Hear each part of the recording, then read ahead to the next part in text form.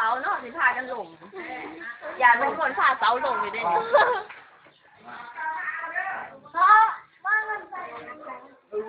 อย่าเที่ยว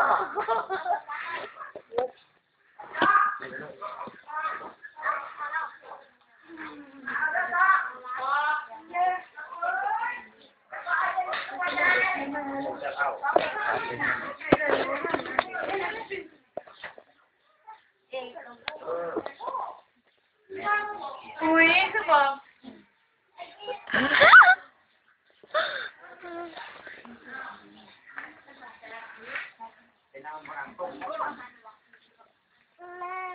เอาไว้ลุงหลงทั้งหัวอ่าน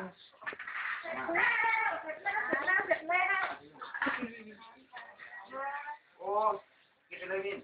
ต้องเลยไม่ใช่นะมึงเชื่อบอกว่ากูขึ้นไปแล้วกูสิลงสู่ไหนนี่มา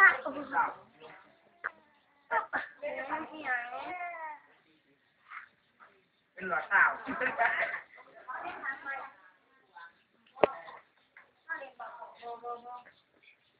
เป็นน้ำมันใส่เนี่ยคุณแดนดูอ่ะมา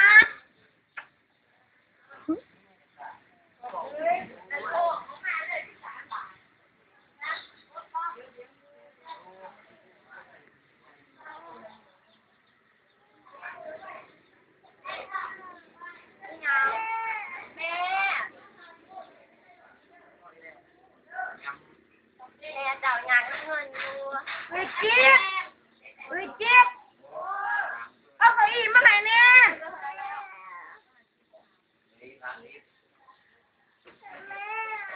เฮ้ยเจี๊ยบมันเอามาใส่ยี่หลีเลยนี่มัน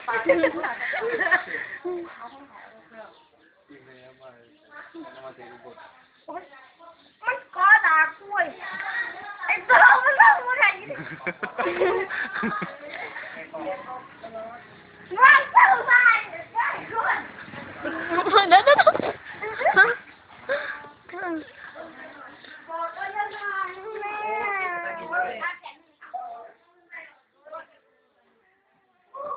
ย้อนเขาไปปลากูไว้เลยเอาไอ้ตัว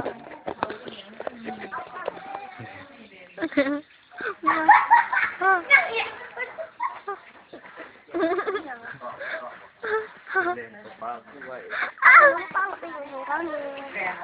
ต้องหาบาทก็ให้ดีต้องป้าตี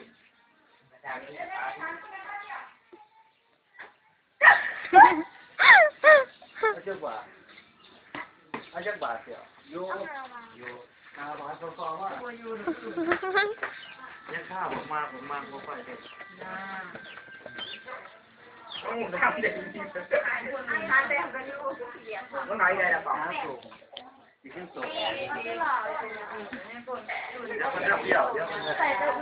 สองเร็ว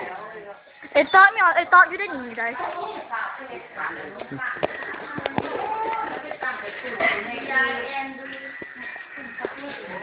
ขนมปังเก็บบาทเบิ่งปากกี้คนสิเก้ได้เป็นคนดังเฮ้ย